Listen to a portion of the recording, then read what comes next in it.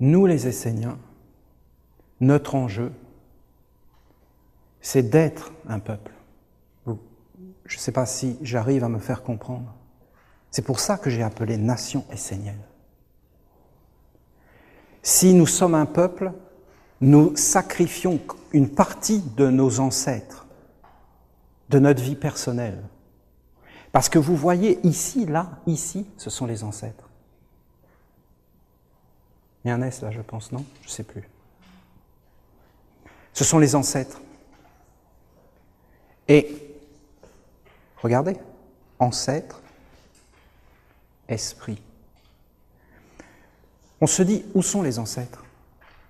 Ben, ils sont au-dessus de nos têtes, Olivier. Ils sont dans les sphères éthérées. Ils sont sous nos pieds. Parce que ce qui est sous nos pieds, c'est ce qui est au-dessus de notre tête. Ce qui est en bas est comme ce qui est en haut. Ce qui est en haut est comme ce qui est en bas. Nos ancêtres sur lesquels nous marchons, nous mangeons leur corps. Les tomates et toutes ces choses, qu'est-ce que c'est? Nos ancêtres. En réalité, ils sont sous nos pieds. Et ce que nous appelons monde invisible, en réalité, c'est la terre sous les pieds, parce que nous sommes en dessous des racines. Qu'est-ce que c'est avoir des ancêtres? C'est avoir des racines. Quand je bouge, quand je parle, qui parle en moi? Les racines. Soit j'ai des racines, soit je n'en ai pas. C'est ce que je vous ai expliqué. Si je suis chrétien ici, j'ai les racines du christianisme. Je suis relié. Je suis relié avec le pape, je suis relié avec toutes ces choses. Et suivant ma racine de christianisme, eh bien, je vais être relié avec différentes régions et avec tous les actes qu'ils ont faits et toute la mémoire. Et je suis amalgamé.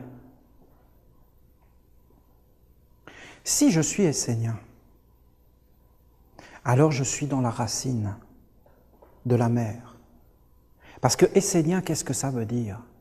Ça veut dire Jésus était essénien, Bouddha était essénien, Pharaon était essénien, Peter Denov était essénien, Rudolf Steiner, bien sûr, était essénien. Et ainsi de suite. Et tout ce que je vois vient de la racine mère, de la religion universelle, du Fils unique du Père, que personne ne voit, car il est caché. Et tous ceux qui sont venus parler sont parlés du Fils unique. Ils ont parlé à partir de cette source originelle du monde divin. Et la terre qui est sous mes pieds, c'est le monde divin. Les arbres viennent du monde divin. Il y a une racine. L'arbre s'est enraciné et s'est enraciné et s'est enraciné. Et c'est la tradition. Et je suis un être de tradition. Si vous n'avez pas de tradition, vous n'existez pas. Vous aurez la tradition de Ben Laden. Vous aurez la racine qu'ils sont en train de créer pour planter leur arbre. Vous aurez ces pensées-là. Mais vous serez connecté à des pensées de votre tradition. C'est tellement vivant à l'intérieur de moi, ce que je vous dis. C'est tellement naturel. Je n'ai aucun effort à faire, moi, pour être un essénien. C'est naturel. C'est pourquoi je vous dis que c'est important. Je dis qu'on doit honorer son père et sa mère. Tu dois donner une partie pour tes ancêtres qui t'ont donné ton corps, admettons. Mais tu dois surtout avoir comme ancêtres les grands maîtres de la tradition qui ont apporté les vraies racines de la lumière. Et tu dois réellement être avec eux comme une racine. Ça doit être une racine. Alors il y a 4 racines, qui sont bien sûr les 4 archanges. Il y a le feu, il y a l'air, il y a l'eau et la terre. Et tu dois passer par ces 4 racines, qui sont en réalité la ronde des archanges qui doit t'entourer. Parce que c'est l'arbre de l'année, et c'est toi, cet arbre.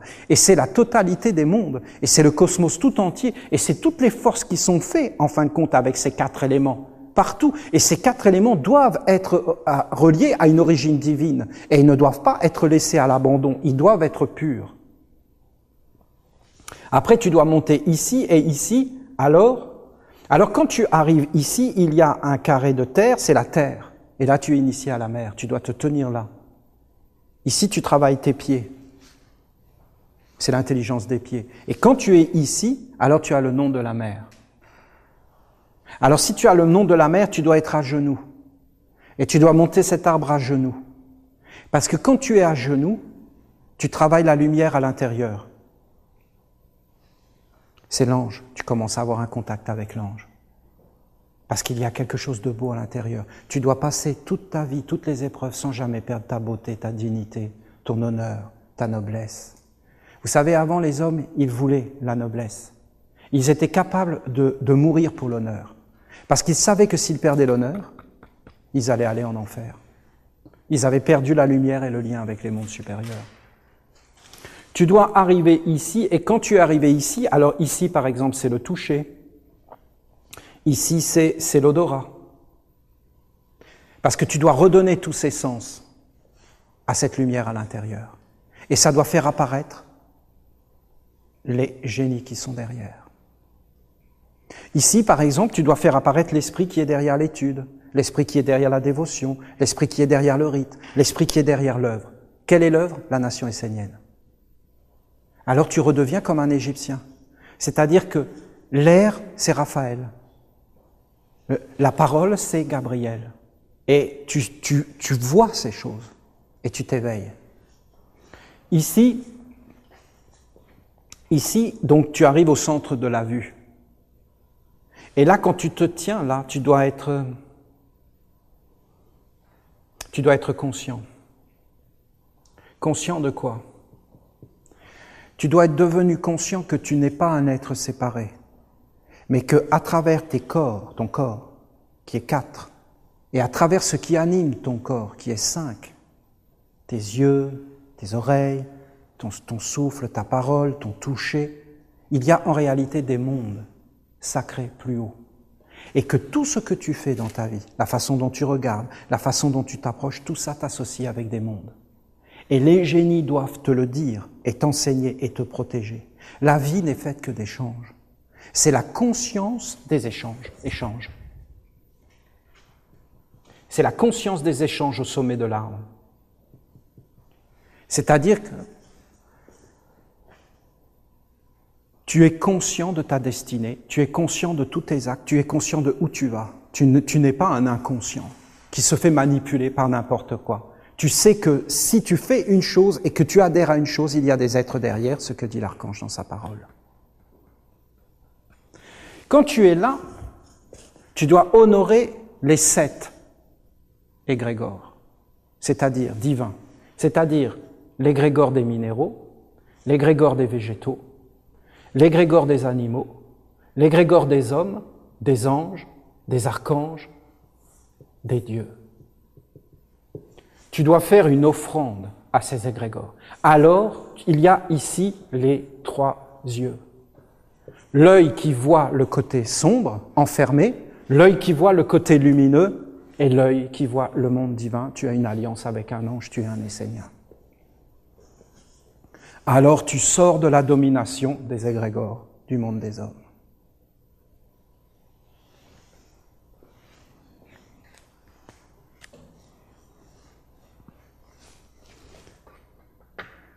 Vous avez le chemin de l'arbre.